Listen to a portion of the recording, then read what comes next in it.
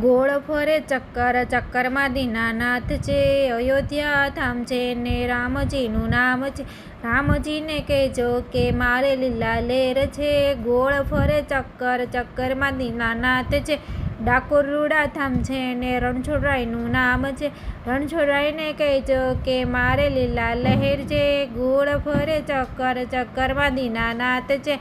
રણુજા ધામ છે ને રામાપીરના નામ છે, રામાપીરને કહેજો કે મારે લીલા લહેર છે, ગોળ ફરે ચક્કર ચક્કરમાં દીનાનાથ છે, ગોકુળ